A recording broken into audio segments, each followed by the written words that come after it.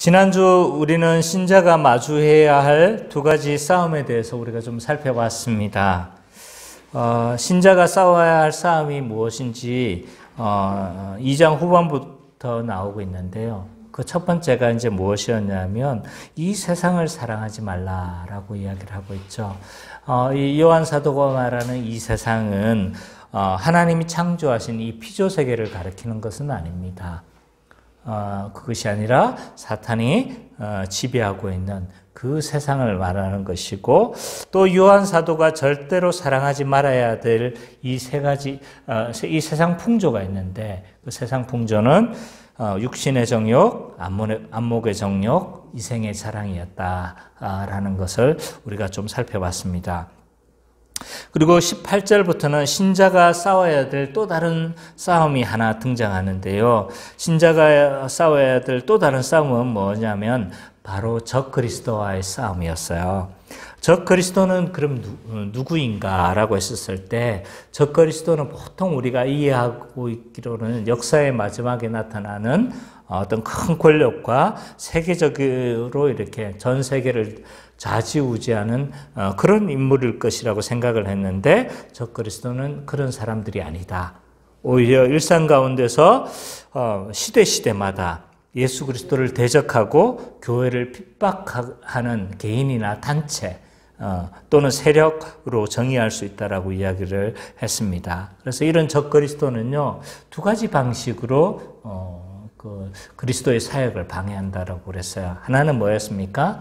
그리스도를 대신하려고 한다. 그래서 마치 자기가 그리스도인 것처럼 그렇게 주장을 하는 자고, 또 반대로 그리스도를 대적하는 그러한 것으로 그리스도의 사역을 방해하는 자들이다라는 것을 살펴봤습니다. 그리고 이 마지막 단락에서는 신자가 이런 여러 가지 세상 가운데에서 이런 싸움을 마주하고 있는데, 두 가지를 살펴봤지만 이런 마주하는 싸움에서 그럼 우리는 어떻게 싸워내야 하는가라고 했었을 때, 요한 사도는 뭐라고 이야기를 했습니까? 이 싸움에서 이기기 위해서 처음부터 들은 것을 너희가 붙잡아야 된다라고 이야기를 하고 있어요. 이 처음부터 들은 것이란 복음, 사도적 신앙이라고 정의할 수 있을 것 같아요. 그래서 이런 사도적 신앙을 잘 붙들어야 된다. 그래서 이것을 굉장히 두 번이나 강조하면서 이 사도적 신앙을 붙잡아야 될 것을 강조하고 있습니다. 그래서 이런 세상과의 싸움, 적 그리스도의 싸움에서 이기는 비결은 오직 복음에 있다. 사도적 신앙에 있다. 라는 것이 지난주 설교의 핵심 내용이었습니다.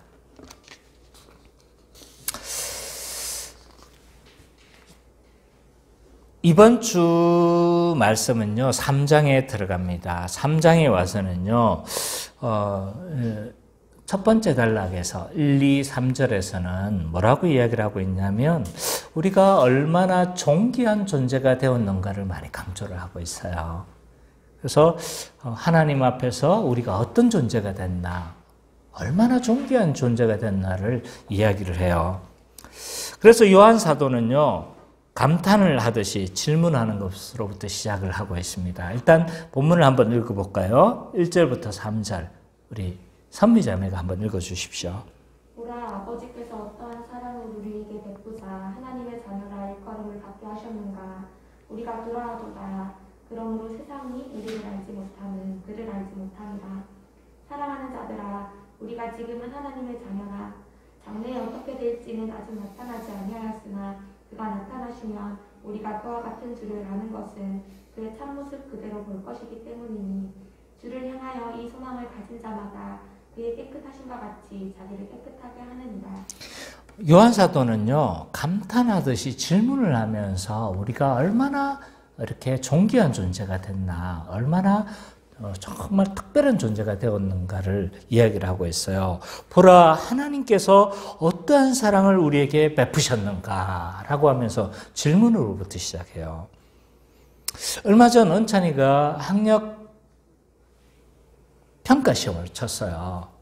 근데 평소에는 우리 은찬이가 시험 성적표를 잘 안 보여줘요. 근데 들어오자마자 이 성적표를 쫙 내미는 거예요. 그 이유가 뭐예요? 5과목을 썼는데 틀린 게 3개밖에 없었던 거예요. 그래서 워낙 잘 쳤으니까 막 뭐 하는 거예요? 놀라운 일이 생겼으니까 이걸 막 드러내고 싶은 거예요. 그래가지고 우리가 이걸 버리지도 못하고 지금 거의 지금 뭐 모시고 있는데, 예, 이처럼 뭔가 놀라운 일이 있으면 뭐 합니까? 이걸 막 드러내고 싶잖아요. 요한사도도 지금 그런 기분인 거예요. 뭔가 이런 놀라운 일들을 막 이야기를 하고 싶은 거예요. 그래서 얼마나 존귀한 존재가 됐나라고 이야기를 하면서 감탄하듯이 이야기를 하고 있는데, 그러면 그게 뭐냐라고 했었을 때, 요한사도는요, 하나님의 자녀가 너희가 됐다 라고 말하는 거예요. 놀래야 되는데 아무도 안 놀라는 거예요. 예. 이게 사실은 요한사도는 이게 얼마나 영광스럽고 이것이 놀라운 일인가를 알기 때문에 보라라고 이야기를 하면서 이야기를 하는 거예요. 근데 우리는 이것이 얼마나 영광스러운지에 대해서 잘 몰라. 그러니까 이게 놀랍지가 않은 거예요. 그건 이제 뒤에서 조금 더 제가 적응을 하면서 좀 더 이야기를 하겠지만,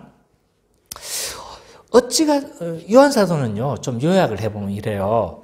우리가 하나님의 자녀라 일컬음을 받았는데 어떻게 일들이 발생했냐 라고 이야기를 해요. 하나님의 자녀가 되는 데 있어서 가장 큰 걸림돌이 뭐냐면 죄 문제였어요. 죄. 그래서 이 죄 문제가 가장 걸림돌이 되어졌고, 이 죄 문제가 해결되지 않으면 우리가 하나님 앞에 설 수 있는 존재가 안 되는 거예요.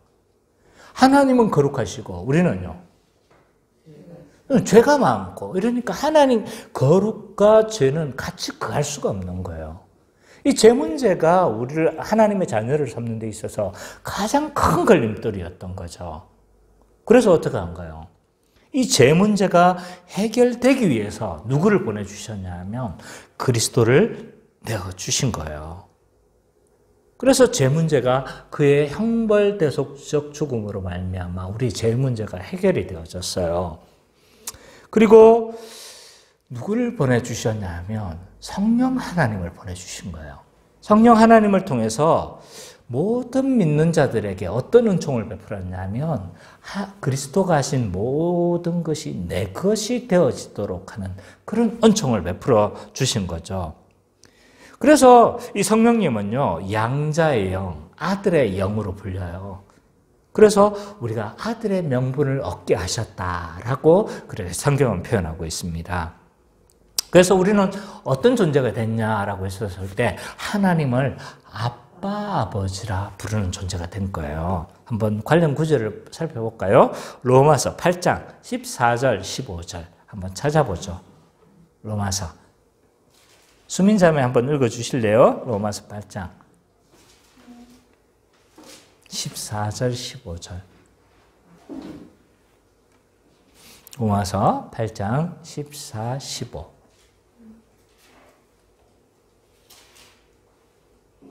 네, 수민자매 좀 읽어주세요. 무릇 하나님의 영으로 인도함을 받는 사람은 곧 하나님의 아들이라. 너희는 다시 소망하는 종의 영을 받지 아니하고 양자의 영을 받았으므로 우리가 아빠 아버지라고 부르느니라. 예, 이게 아직까지 막 다가오지 않을 거예요. 근데 요한사도는요, 이게 너무 놀라웠던 거예요. 그래서 우리가 어떻게 하나님 우리를 하나님의 자녀라 부름을 받았는가? 여기에 대해서 감탄하고 있는데, 사실 내가 조금 설명해줘도 이게 막 안 다가오는 거예요. 그리고 나서 요한사도는 좀 더 이 의견에 대해서 더 개진을 해요. 그리고 나서 이게 더 놀라운,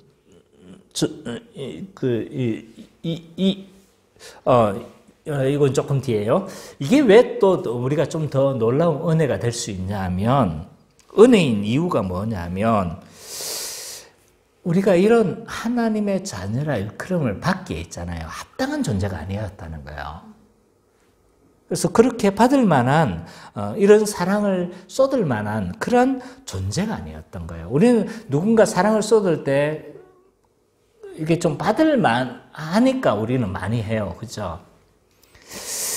근데 하나님께서 전력을, 우리에게 이렇게 사랑을 베푸셨지만, 그럼 반대로 우리는 어떤 존재였냐면, 하나님을 향해서 전력을 다해서 하나님을 대항하던 자였다는 거예요.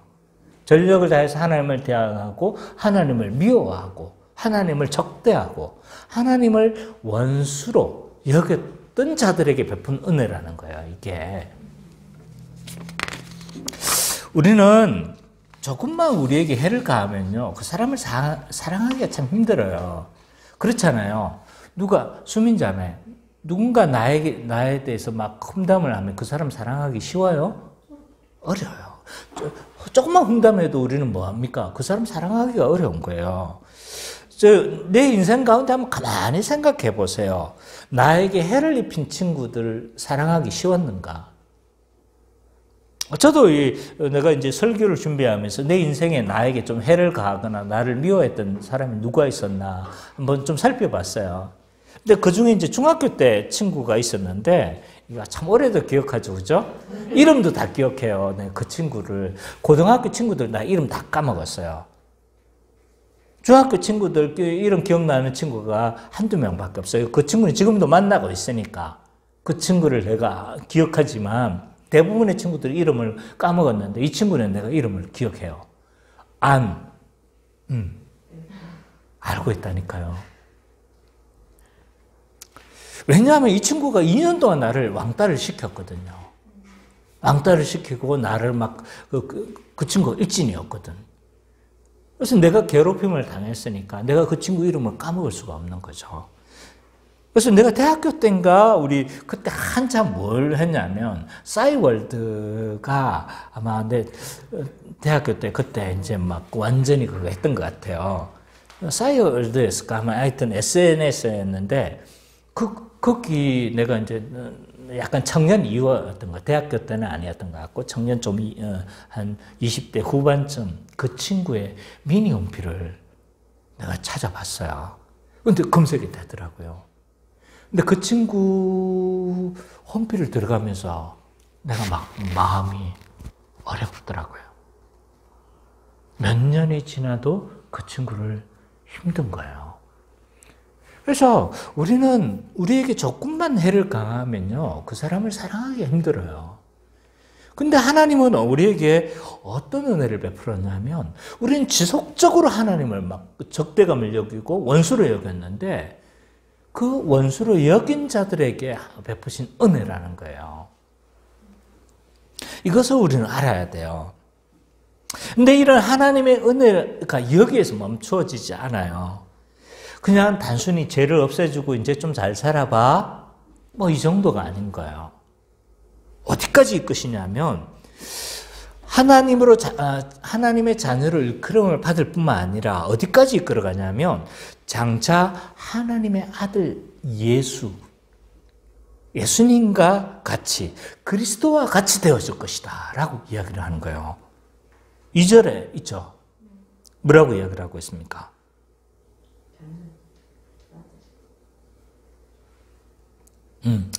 그와 같이 그 모습이 지금은 우리가 드러나서 알지를 못하지만 그때는 어떻게 된다는 거예요? 그와 같이 되어질 것이다 라고 이야기를 하는 거예요. 그는 누굽니까? 네, 예수님이라고 볼 수 있겠죠. 그렇죠? 이런 말씀이 성경 곳곳에서 나와 있어요. 로마서 8장에도 보면 뭐라고 말씀하고 있냐면 구원하신 목적이 그 아들의 형상을 뭐예요? 본받기 위함이다. 로마서 8장 28절에서 30절 보면 그렇게 이야기를 하고 있는 거예요. 지금 우리의 모습과는요, 사실은 갭이 있어요. 우리는 사실 의의 옷만 입고 있는 거예요, 지금. 그렇죠, 그죠? 그래서 의의 옷, 어렵다고 하는데 사실 내 실제의 모습을 봐보면 너무 부끄러운 거야. 왜? 뭐 나쁜 짓도 많이 하고 이러거든. 그러니까 실제의 모습과 의의 옷을 입긴 입었는데 그 모양만 지금 어떻게 된 거예요, 지금? 하나님 앞에서 그냥 의롭다 인정을 받은 건데 우리 속은 어떤 거예요, 지금? 여전히 부패한 모습이 많이 있는 거예요. 존재가 변했다 할지라도 여전히 부패한 모습들이 많이 있으니까 갭이 있어요. 근데 그때는 어떻게 될 거라고 이야기를 하냐면 우리가 하나하나 움직이는 게 하나님께 영광이 되어지는 거예요. 하나하나 하는 것이 하나님 뜻에 부합이 되어지는 거죠. 뭐 공자는 60이 되면 하늘에 하는 모든 행동이 뭐 하늘의 뜻에 부합한다고 이야기를 하는데 실제로 나이 먹어도 별 소용없어요. 비슷해요. 똑같아요. 그냥 그 모양이 어떻게 될지 뭐 조금 고상해지는 모습이 될지 모르겠지만 사실은 그때가 되면요 우리는 그와 같은 그리스도와 같은 모습으로 사라질 거라고 이야기를 하고 있는 거죠. 그래서 우리가 행하는 모든 것이 거룩한 일들이 되어져요. 그때는. 그래서 그렇게 되어질 거야 너희가. 이렇게 요한 사도는 이야기를 하고 있죠. 그래서 요한 사도는 막 여기서 감탄을 하듯이 이야기를 하고 있는 거예요. 근데 우리는 별로 안 놀란다. 여기서 와 그래요? 이래야 되는데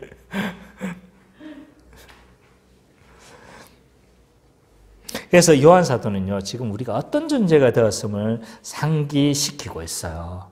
정말 놀라운 존재가 됐다. 여러분들이 감탄하든 안 하든 알든 모르든 있잖아요. 사실은 굉장한 존재가 된 거예요. 우리가 그걸 믿어야 되지만 안 믿으니까 이제 문제인데 믿고 순종해야 되는데 안 믿는 게 문제인데 어쨌든 있잖아요. 요한 사도는 이게 놀라운 일이라고 이야기를 하는 거예요. 이런 영광스러운 존재가 됐지만 지금 우리의 모습은 사실 너무 위축되어져 있어요. 학생들은요 공개적으로 자신이 하나님의 아들이 되었음을 있잖아요 고백하지 않아요. 그래서 기도도 하는 것도 굉장히 막 용기가 필요한 거예요. 식사기도 한다든지 이런 것도 안 하죠. 또 심지어 선생님이 여기 기독교인 손 들어봐 라고 했었을 때 손을 안 드는 거예요. 왜 그러는 거예요? 왜 그러는 거예요? 세상이 우리를 향한 시선을 알기 때문에 그런 거예요. 본능적으로 알아버려요. 그래서 손을 안 드는 거예요. 뭐 애들만 그래요. 어른들도 마찬가지예요. 공개적으로 자기의 신앙을 드러내지를 않아요. 그냥 드러내는 것뿐만 아니라 완전히 신앙을 이 사적 영역으로 막 가둬버리고 있어요. 그래서 전에는 주일날만 되면 그래도 이런 모습이 있었어요. 이렇게 주일날 되면 많이 목격을 했죠. 그죠? 이렇게 성경책 들고 교회 가는 사람들을 많이 목격을 했어요. 요즘 보여요? 그런 사람들 보여요? 성경책 들고? 네.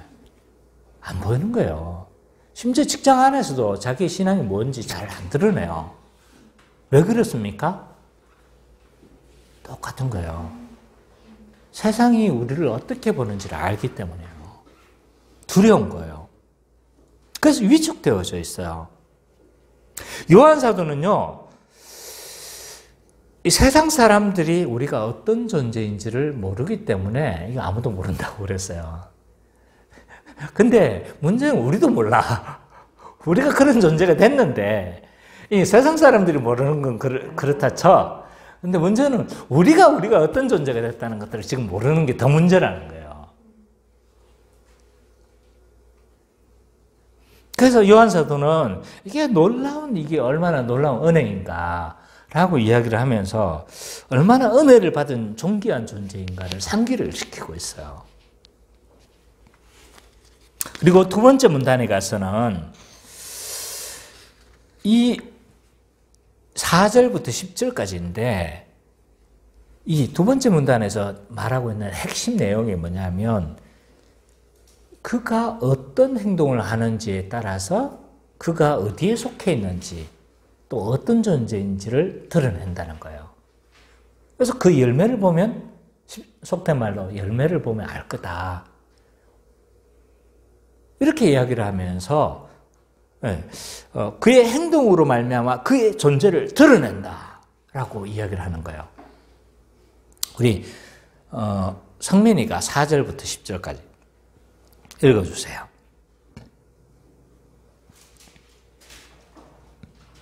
죄를 짓는 자마다 불법을 하나니 죄는 불법이라. 그가 우리 죄를 없애려고 범죄가 안 하니 그에게는 죄가 없느니라.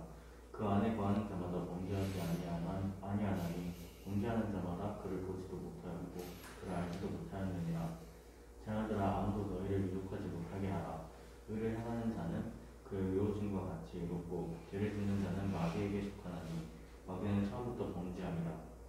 하나님의 아들이 나타나신 것은 마귀의 일을 멸하려 하십니다. 하나님께로부터 난 자마다 죄를 짓지 아니하나니 이는 하나님의 씨가 그의 속에 거함이요 그도 범죄하지 못하는 것은 하나님께로부터 났음이라. 이러므로 하나님의 자녀들과 마귀의 자녀들이 드러나니 무릇 의를 행하지 아니하는 자나 또는 그 형제를 사랑하지 아니하는 자는 하나님께 속하지 아니하니라. 예, 요한 사도는요 4절부터 10절까지 이제 그 열매로 어떤 존재인지를 알 거라고 얘기를 하고 있는데, 특별히 4절부터 8절까지는요 어떤 내용을 이야기를 하고 있냐면, 성도가, 신자가 죄와 함께하는 것이 어울리지 않는 일이라고 이야기를 해요. 왜 이것이 어울리지 않는가? 왜 이게 어울리는 일이 아닌가라는 것들을 이제 좀 본문에서 좀 이렇게 유추해서 보면요, 이래요. 이게 좀 너무나 당연한 거지만 예수님이 나타나신 목적이 뭔가요? 죄를 없애기 위해서 오신 거예요. 그죠? 맞죠? 죄 문제가 제일 큰 문제였으니까. 그래서 오늘 본문에 보니까 예수님이 죄를 없애려고 이 땅에 나타나신 것이라고 이야기를 해요. 그래서 모든 것이 죄 때문에 발생한 재앙이잖아요. 그죠? 맞죠? 왜 우리가 하나님께 저주를 받은 존재가 된 거예요? 죄 때문이었잖아요. 그죠?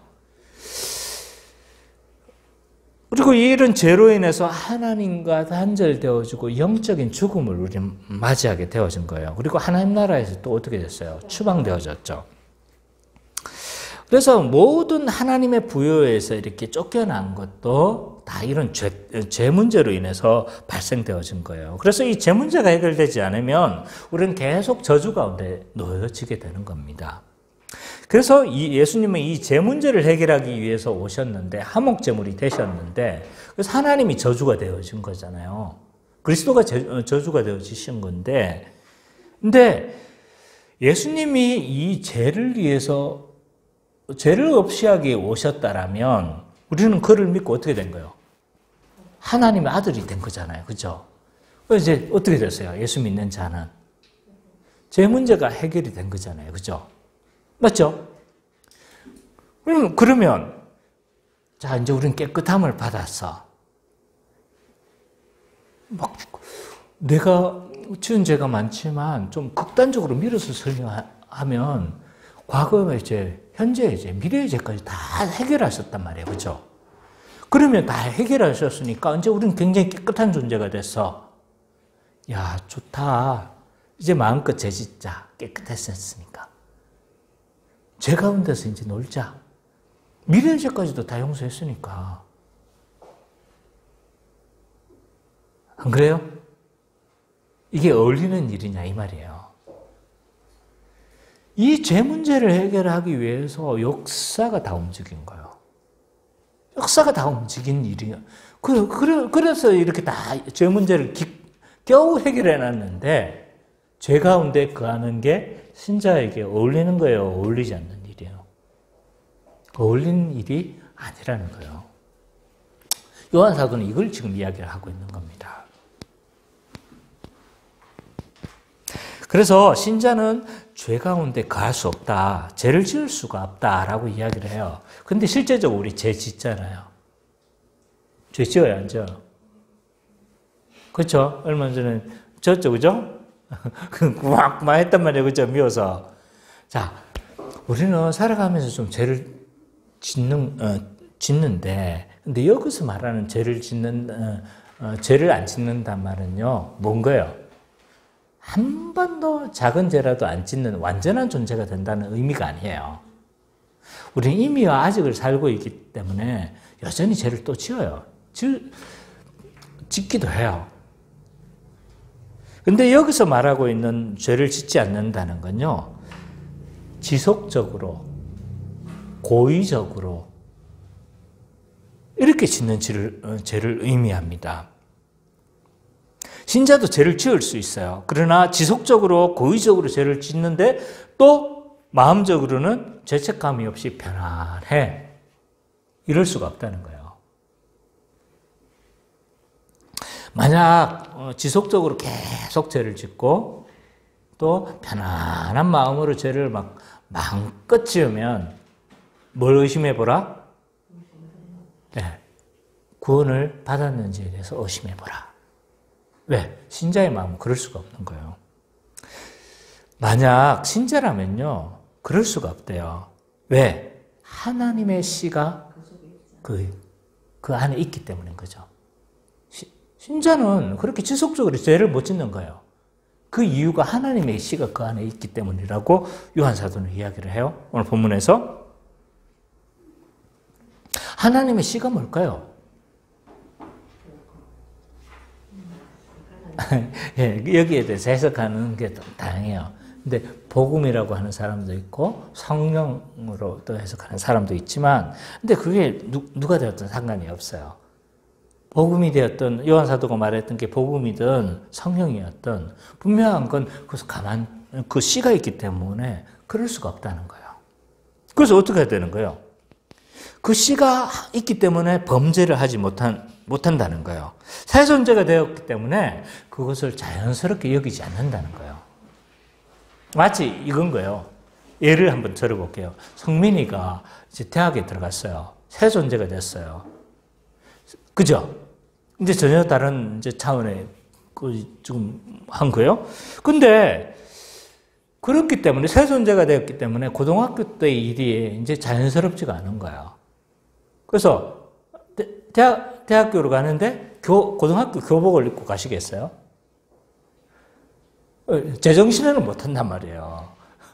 예, 그렇잖아요. 그죠? 굉장히 제정신에 그 일을 하면 막 굉장히 부끄러운 거예요. 본인이 못 견디는 거예요. 본인이. 그 고등학교 때 일을 못 견디는 거예요. 신자가 마찬가지라는 거예요. 신자는 새 존재가 됐기 때문에 그 죄의 일들에 대해서 있잖아요. 정상적인 거로 여기지 못하는 거예요.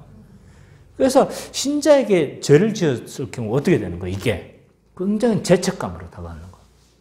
마음에 막 모든 평화가 다 깨져.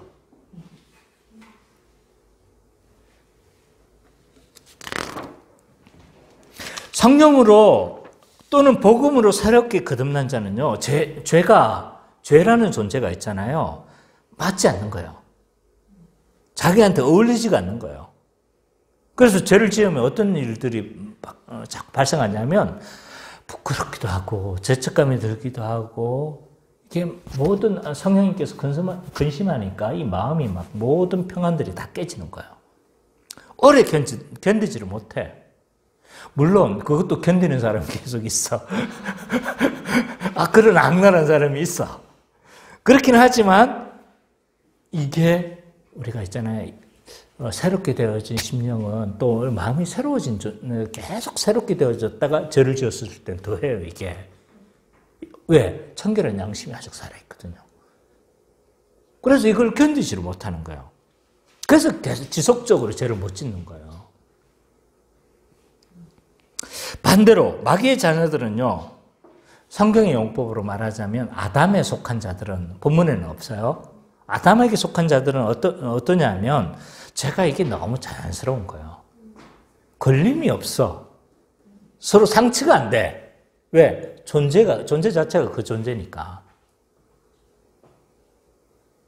물론 타고난 양심이 또 예민한 사람이 있어요. 그럴 수는 있지만 어쨌든. 그래서 10절에 보니까 마귀의 자녀들과 하나님의 아들들은요, 드러난다는 거예요. 그 열매를 보면. 그래서 그 열매가 어떠하냐에 따라서 그 존재가 어디에 속했는지 안다는 거예요. 하나님께 속했는지, 또 마귀에게 속했는지. 그래서 그 아들이 부모를 닮는 게 자연스럽잖아요. 그렇죠? 왜? 속한 곳에 열매를 맺기 마련이거든요. 성민이 보세요. 저를 얼마나 빼닮았습니까? 은찬이 보세요. 얼마나 저를 빼닮았어요. 똑똑하잖아요. 그죠? 둘 다 째려보고 있어요, 지금. 어쨌든 그 속한 곳의 열매를 맺을 수밖에 없는 거죠. 근데 그러면 그 속한 곳의 열매를 맺기 마련이라고 했는데 이런 질문이 들 수가 있어요. 목사님, 저는 죄를 기뻐하지 않는데 왜 자꾸 죄의 길로 계속 가는 거죠? 우리는 이렇게 왜 자꾸 죄를 짓는 거죠? 이렇게 우리는 말을 할 수가 있는데, 우리가 하나님을 사랑하고 죄를 기뻐하지 않는데도 죄를 향해서 너무 쉽게 우리가 달려가고 있다면 몇 가지들을 우리가 좀 점검해 봐야 돼요. 뭐냐면 이런 경우는 대부분 이제 뭐 우리가 다 아는 거예요. 새로운 건 아니에요. 그렇지만 몇 가지 모르는 사람들을 위해서 우리가 이야기를 한다면 죄를 기뻐하지도 않는데 자꾸 죄의 길로 간다라면 죄를 대처하는 방식, 죄를 이기는 방식이 잘못됐을 가능성이 커요. 또 하나, 거룩하신 하나님에 대해서 몰라, 너무. 그래서 죄를 이기는 방식이 뭐냐 하면 대부분 이제 죄를 어떻게 이기려고 하냐면 의지로 자꾸 이기려고 하는 거예요, 의지. 이런 의지마저도 이제 없는 사람도 있어요, 많이. 교회 가보면 그래요. 죄를 이 사람이 이제 거듭났는지 안 났는지는 잘 모르겠지만 봐보면 아예 이제 그런 죄와 투쟁하려고 하는 의지 자체도 다 잃어버린 사람 많아요. 봐보면 왜 그러냐면 너무 많은 패배를 경험한 거예요. 내가 저항해도 소용없다는 생각이 드는 거예요. 이런 고민 자체도 안 해본 사람은 또 수두룩하고, 그래서 이런 많은 고민들을 해본 사람들은 이제 우리가 성화에 대한 막 그게 있는 거죠. 근데 대부분 이제 그 죄와의 싸움에서 실패하는 대부분의 이유가 뭐냐면 죄에 대해서 죄와 싸우는 방식이 잘못됐을 가능성이 커요. 그래서 우리가 다 이야기를 했잖아요. 마음을 새롭게 함으로 죄를 이겨야 돼요. 그래서 옛날 어르신들이 했던 말이 틀린 말이 아니에요. 말씀과 기도로 어떻게 되는 거예요? 이기고 말씀과 기도로 우리가 거룩해지는 거예요. 그래서 말씀으로 어떻게 하는 거예요? 계속 어르신들은 사실 여기 신학적으로는 잘 몰랐던 것 같아. 근데 경험적으로 알았던 거예요. 말씀을 자꾸 읽고 기도 생활에 계속 우리가 열중하니까 어떻게 되는 거예요? 거룩해지고 죄에 대항하는 힘이 강해지는 거예요. 더 사랑하는 거예요.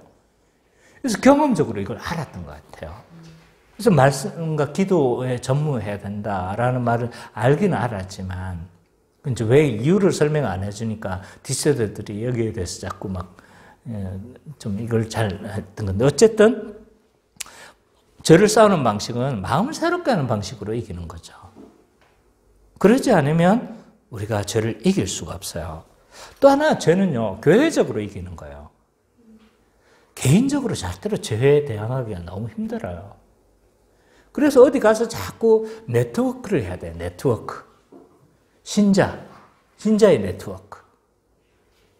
이게 왜 중요하냐면, 물론 교회 안에서 우리가 가장 기본적 단위로는 교회가 한 몸으로 살아야 돼요. 그래서 이 교회적 삶을 통해서 우리는 죄에 대항할 수가 있어요.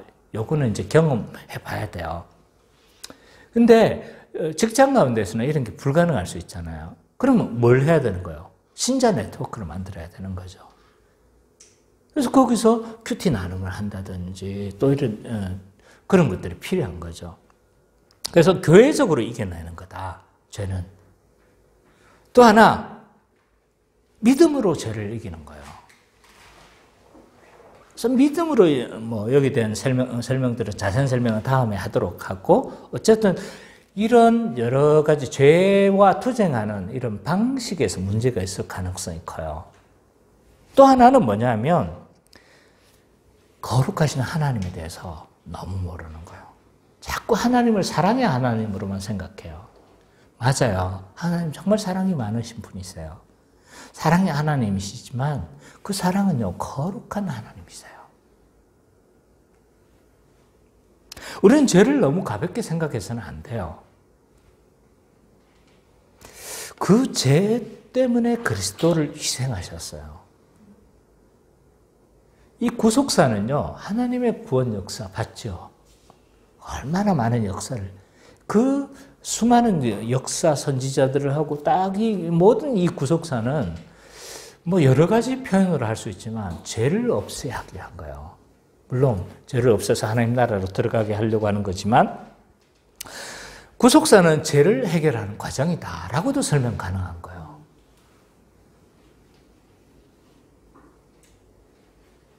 그래서 우리는 죄를 가볍게 여겨서는 안 돼요. 그래서 그 많은 그 구속의 역사들을 진행해 하셨는데 그 진행하신 이유가 죄를 없이 하기 위한 거예요. 근데 우리는 죄를 너무 가볍게 여기잖아, 그죠?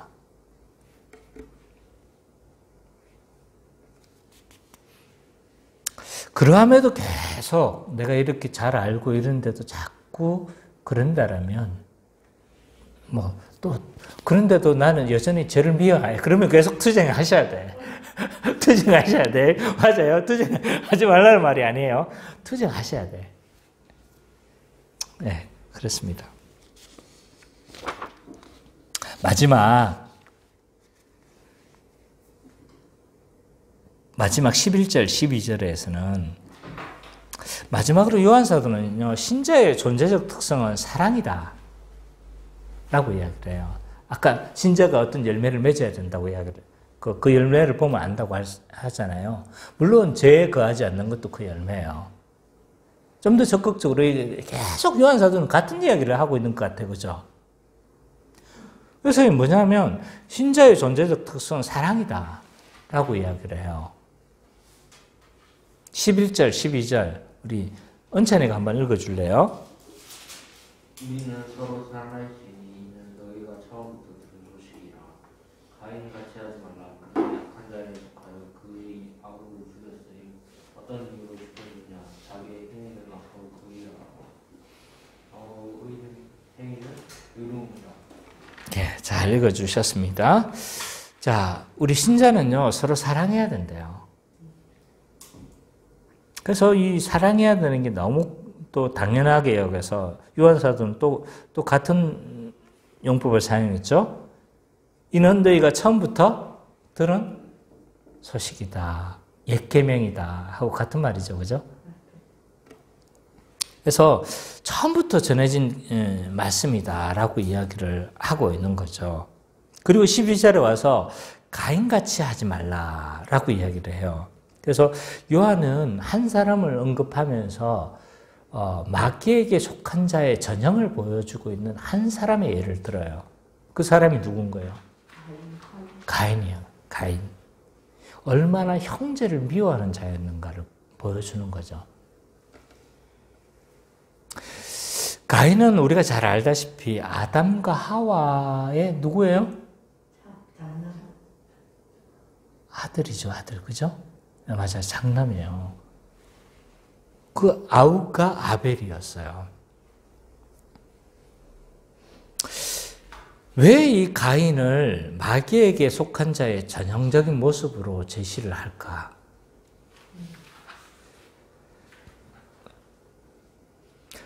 어느 날 이 가인은요, 어느 날 동생을 죽여요. 동생을 죽이는데 왜 그는 동생을 죽였을까? 뭐 때문인 거예요? 문제가 어디서 발생한 거예요? 자, 동생은요,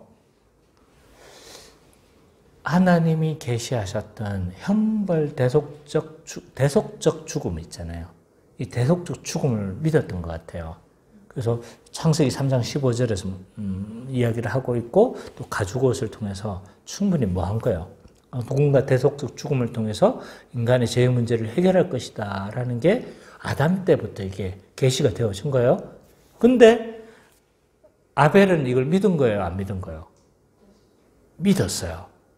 대속적 죽음을 통해서 우리가 하나님께 나아갈 수 있다는 걸 믿고 그는 뭘로 제사를 드리는 거예요? 네. 그렇죠, 그죠? 동물 제사를 통해서 대속적 죽음을 통해서 하나님께 나아가려고 했던 거예요. 근데 아벨은 뭐예요? 가인은요? 이거 안 믿었던 거예요. 믿음이 없었어요, 이 사람에게는. 그래서 그냥 자기가 보기에 좋은 대로 뭘 했냐면 그냥 곡식 제사를 드렸어요. 근데 문제는 어디서 문제가 생겼냐면 하나님이 이걸 받으시지 않은 거예요. 여기까지도 괜찮아. 다시 믿고 돌이켜서 그 대속적 죽음을 통해서 예배를 드리면 될 텐데 하나님께 나아가면 될 텐데 여기서 분노가 느낀 거예요. 분노가 느껴져서 어떻게 했냐면 동생을 아마 죽이려고 고민을 했던 것 같아요. 근데 하나님이 경고를 해요. 너는 너의 마음의 죄를 다스리라. 라고 경고를 했음에도 불구하고 어떻게 한 거예요? 그 분노를 다스리지 못했던 거죠. 그래서 결국은 어떻게 했냐면 동생을 죽였어요. 돌로 쳐 죽여서. 분노가 어마어마했다는 걸 보여주고 있는 거예요, 이게. 그냥 약간 분노였으면 뭐 독을 타든지 어떻게 했을 거예요. 근데 돌로 쳐 죽일 만큼 분노가 가득 찼던 거죠. 근데 요한 사도는 어떤 이유로 죽였는가라고에 대해서 좀 더 추가를 하고 있어요. 뭐예요? 자기의 행위는 악하고 그의 아우의 행위는 의롭기 때문이다. 그냥 의롭게 행동하는 누가 미웠던 거예요? 이거 하나님께 계시를 받는 거니까 이건 사실일 거예요. 그죠? 그냥 동생이 싫었던 거야. 의를 행하는 동생이. 가인의 죄의 심각성은요, 의로운 행위를 했기에 죽였다는 데서 문제가 있는 거예요. 의를 미워했다는 거예요. 이 말은 곧 의로우신 하나님을 거부했다는 거예요.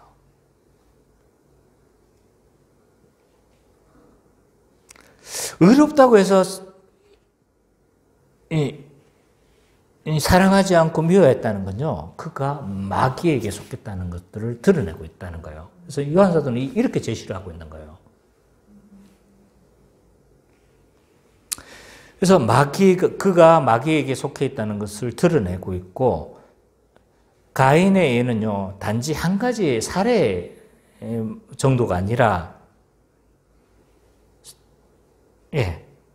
전체적인 사례로 이야기를 하고 있죠. 그죠?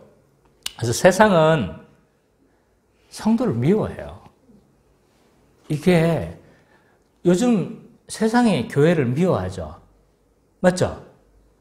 이건요, 요 최근에 발생하는 일이 아닌 거예요. 역사 가운데 계속 생긴 거예요. 3장 15절 이후 계속 발생하는 일입니다, 이건.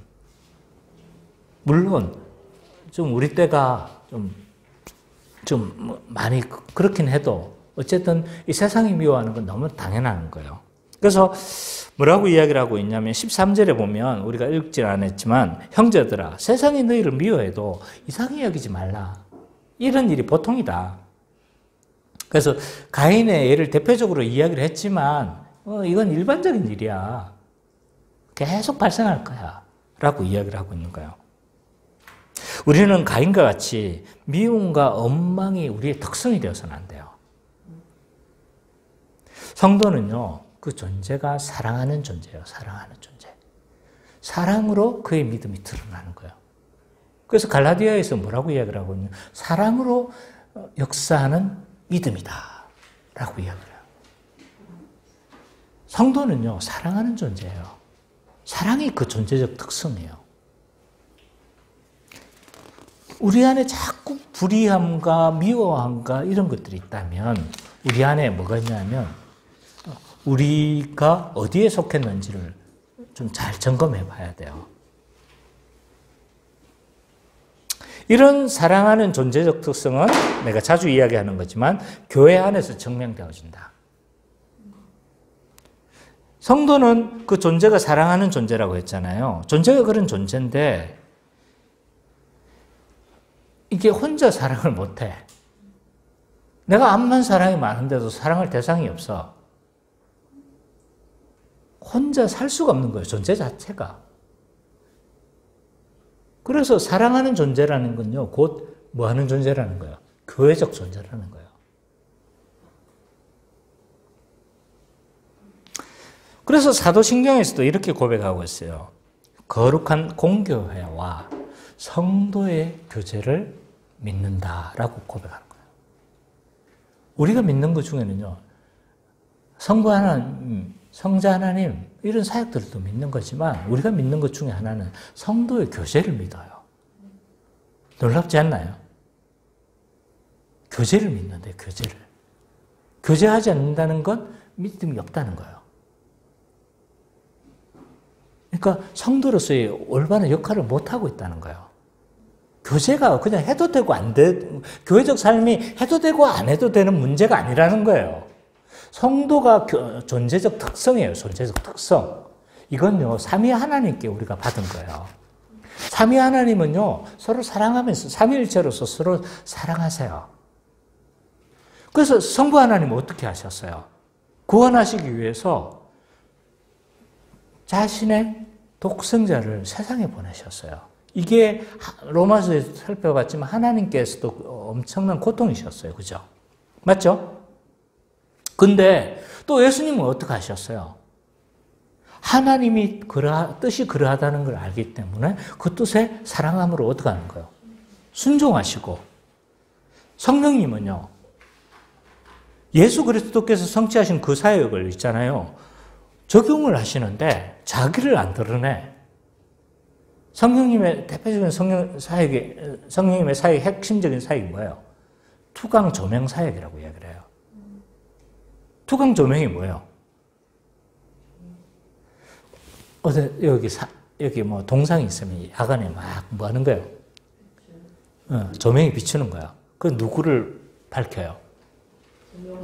동상을 막 살리잖아요. 성령님이 사역 이런 거야. 사역을 하시는데 자기를 안 드러내시고 성자 하나님의 사역을 막 드러내는 거야. 그래서 성령 하나님의 사역을 투강 조명 사역이다. 또 성령님을 어떤 별명이 붙었냐면 부끄러워하시는 영이다 라고 하는 거야. 왜? 본인은 안 드러내고 자꾸 누구를 드러내는 거야? 예수님을 드러내는 거예요. 그러니까 삼위 하나님이 이렇게 서로 사랑하세요. 존재론적으로. 우리가 그의 형상을 받았을 뿐만 아니라 우리는 그의 아들이 되었기 때문에 이 존재적 특성이 어떻게 되는 거예요? 자연스럽게 사랑하면서 살아가는 한 몸으로서 그렇게 살아가는 거죠. 그래서 우리가 한 몸으로 살아가면서 우리의 존재적 특성을 드러내는 거예요. 교회가 없이는 뭐가 안 된다니까요. 그래서 오죽했으면 사도신경에 이걸 넣은 거예요. 성도의 교제를 믿는다고 이야기를 해요.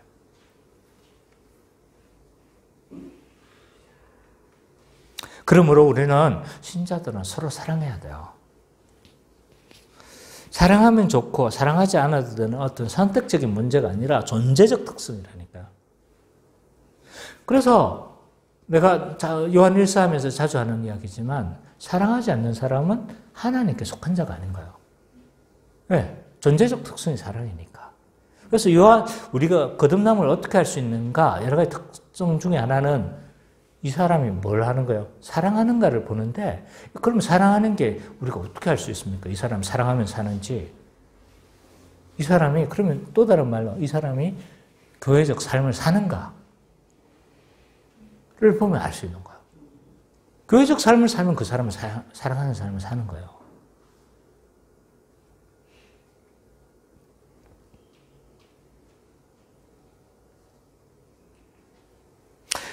사랑이 얼마나 중요한지를 요한은 막 계속 강조를 해요. 그래서 요한 사도의 별명이 뭐냐면 사랑의 사도예요. 사랑의 사도. 옛날부터 들었죠. 그죠?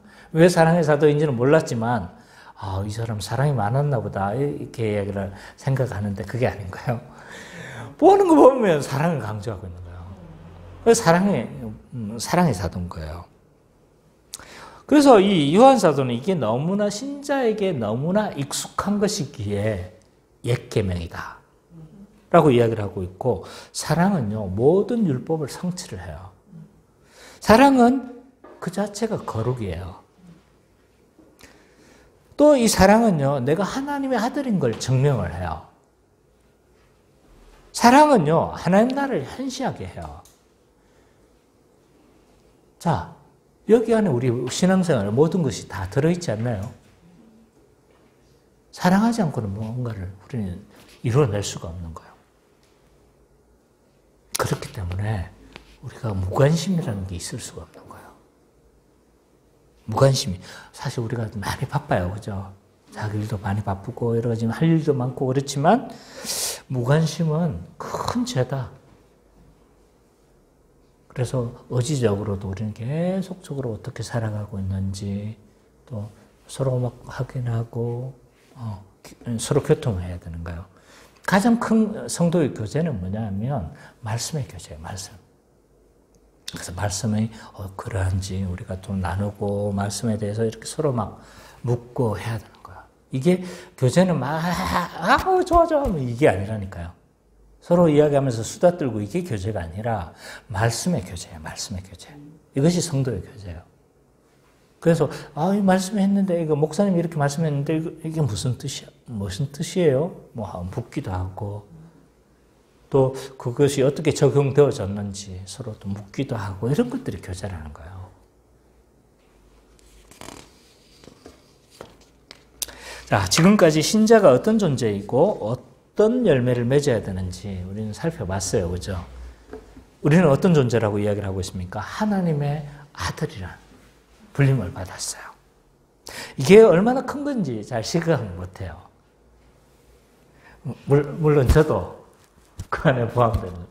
우리가 너무 하나님의 아들이라고 그러니까 그런가 보다 이렇게 여기는데 이거 어떻게 실감할 수 있을까? 설교 준비를 하면서 많이 고민을 해요. 왜냐하면 어떻게 해서든 이걸 잘 설명해 줘야 되니까. 근데 내가 가만히 생각해 보니까 우리가 하나님의 아들이라 불림을 받기까지 있잖아요. 이 구속사의 모든 사건들이 가만히 둘러보니까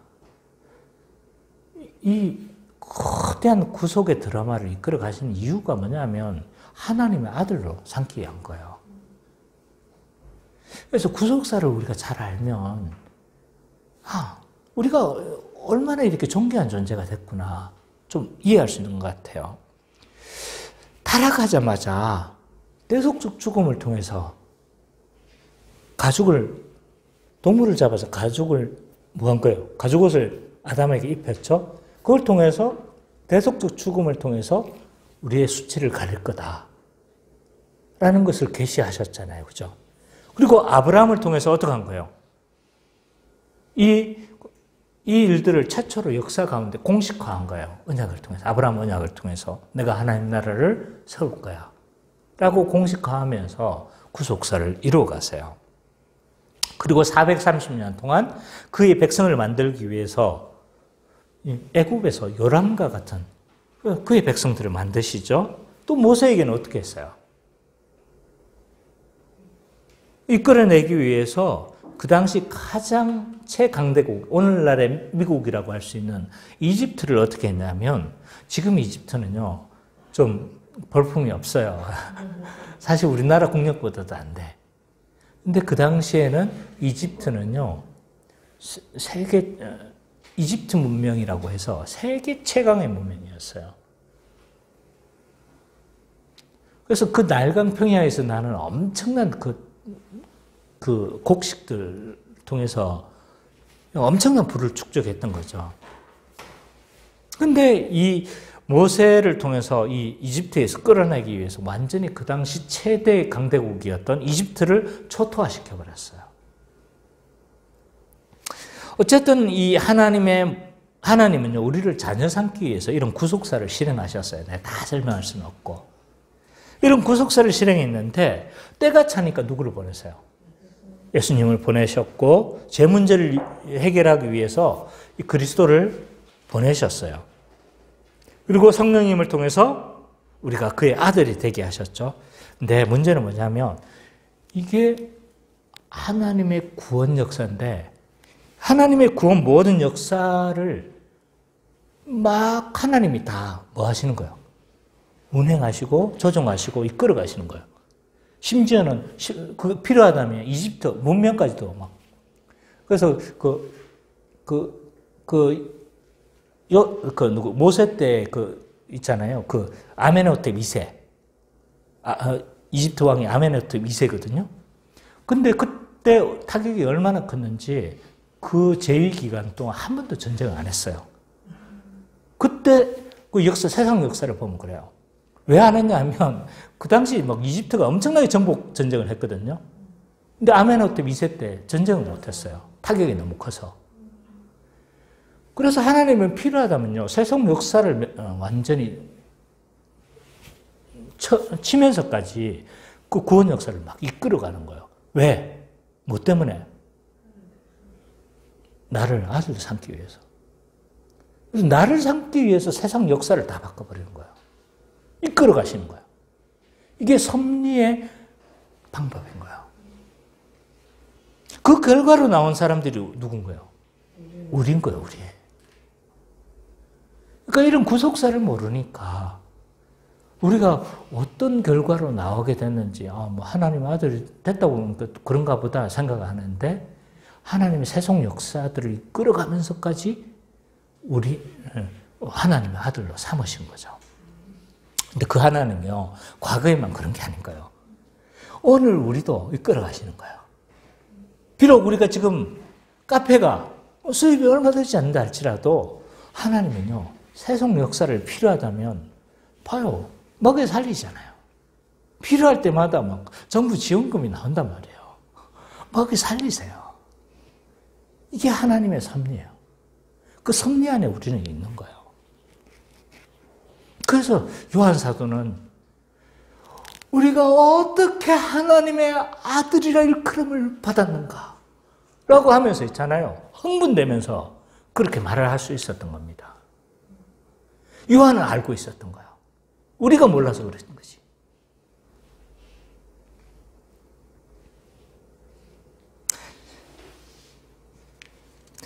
뿐만 아니라 마지막 때 우리가 그리스도의 형상으로 회복하겠다고 했죠. 그죠? 지금 우리 흠이 얼마나 많아요. 봐보면 너무 쉽게 너무 무너지고 때로는 말에 상처 받아가지고 막 난리예요. 그리스도인은 할지라도. 근데 마지막 역사가 완성될 그날에 우리의 모습은요, 그리스도와 같은 모습으로 될 거예요. 이게 소망이 안 되면요, 안 돼요. 이게 우리는 소망이 돼야 돼요. 지금 이 소망이 안 된다는 건 이런 투쟁이 나한테 없다는 거예요. 거룩에 대한 열망, 하나님을 닮고자 하는 열망이 내 안에 없기 때문에 이런 열망이 없는 거예요. 왜? 내가 그런 분투가 없으니까 삶 가운데 좌절도 없고 좌절도 없으니까 뭐 하는 거예요? 그럼 우리가 그때 그리스도의 형상과 같이 될 거다라는 이게 그래요? 그런가 보네. 이렇게 되는 거예요. 이런 분투가 있으면 어떻게 되는 거예요? 그때는 그렇게 되겠구나. 지금 우리가 많이 넘어지지만 그때는 그렇게 되겠구나. 라고 소망하면서 계속 싸울 수가 있는 거잖아요. 이런 소망이 우리 가운데 좀 있었으면 좋겠습니다.